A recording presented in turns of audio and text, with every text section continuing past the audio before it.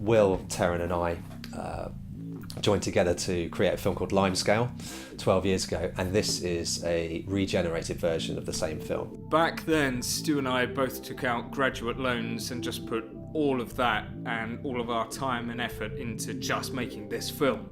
But we acknowledge and accept that 12 years ago we didn't have the experience or the knowledge or the skills that we have now. We've both worked on numerous movies since then, but we'd always think about that first film and the notion of how good might that be if we were to make that now.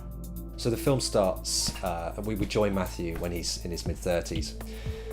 To the audience, he's a normal guy, he has a normal job, he has a girlfriend, he owns an apartment. Everything seems, very, very normal, but it's not. He becomes obsessed with this idea that limescale is accumulating in his body as he drinks water, so he stops drinking water and instead just drinks loads of acidic soft drinks, starts eating mouthfuls of salt, and even gets to the point of downing bathroom cleaners and stuff. So his mental and physical health just gets worse and worse and worse, and his facade becomes harder and harder for him to maintain and control, and people get to see more and more glimpses of him doing all this crazy stuff, so he's got to take action to really get it under control. He creates this character and dreams up these fantasies of psychopathy to protect himself from remembering past traumas. All of these traumatic experiences that happened to him in the past, this is his way of controlling it and not allowing it to get the better of him, so he becomes the strongest, most dangerous person you could be, which is a psychopath. He wears this cloak of sanity, essentially, so that people don't really know the true Matthew.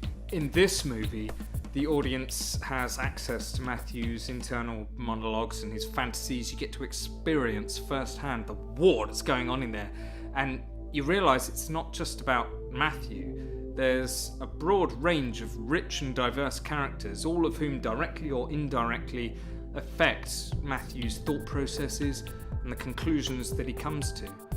So what we're interested in with this film is what kind of a world, what kind of an environment creates a character like Matthew, a self-professed psychopath who uses that as an idea to protect himself from that outside world.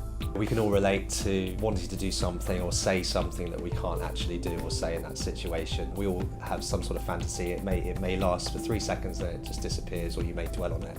I think what's interesting about the character of Matthew is that people will be able to identify a lot with how he feels, and hopefully find some sort of humour in that too. Keep the change and get some for yourself when you knock off. It's $22.50. By consequence, things happen throughout the film that do make you question whether he is actually insane or not. And I think that's a really interesting thing to play with. So it's down to the audience to really make that opinion up for themselves.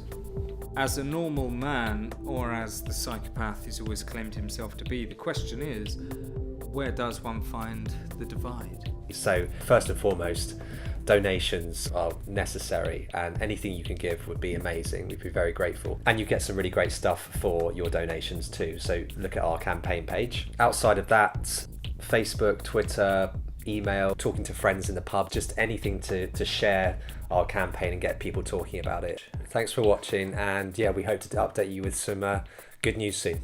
Cheers.